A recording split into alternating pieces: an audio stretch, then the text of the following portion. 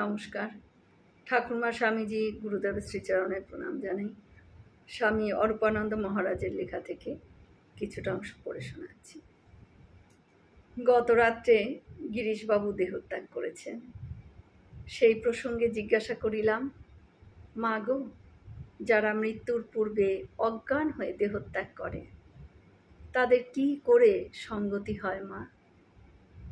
মা বলছেন, অজ্ঞান হবার পূর্বে যে চিন্তাটি নিয়ে অজ্ঞান হয়েছে সেই চিন্তা অনুসারেই গতি হয়। আমি বললাম, হ্যাঁ মা, তা ঠিক। গিরিশবাবু সন্ধ্যা 6টার একটু পরে জয় শ্রী রামকৃষ্ণ, জয় শ্রী রামকৃষ্ণ চলো বলে যে শুলেন, তারপর তো আর তার চৈতন্য হয় নাই। এর খানিকক্ষণ আগে কেবলই বলছেন, চলো চলো, একটু ধর না রে বাপ আমার, একটু ধর। এইসব। গিরিশবাবুর গঙ্গা যাইবার খুব ইচ্ছা হইয়াছিল, তাই ওরূপ বলিতেছিলেন হয়তো।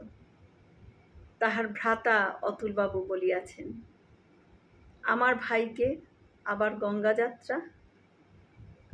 আমি গিরিশবাবুর ইচ্ছা তখন ঠিকভাবে বুঝিতে পারি নাই মা। আমি বললুম,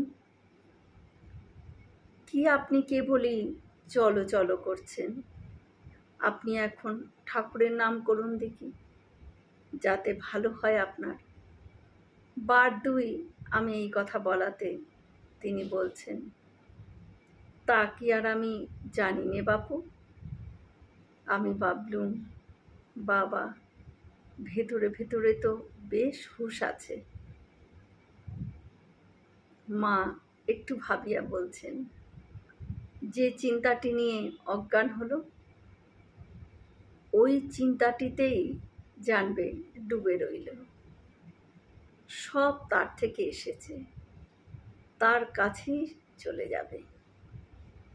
কেউ তার বাহু থেকে, কেউ তার পা থেকে, কেউ তার গায়ের লোম থেকে, সব তার অঙ্গ, সব তার অংশ। জয় শ্রী রামকৃষ্ণ।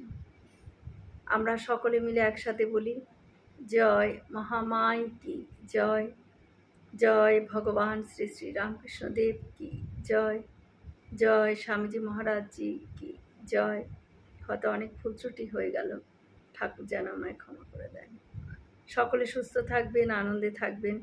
ঠাকুর মায়ের কৃপা দৃষ্টি সকলের ওপর বর্ষিত। শুভরাত্রি।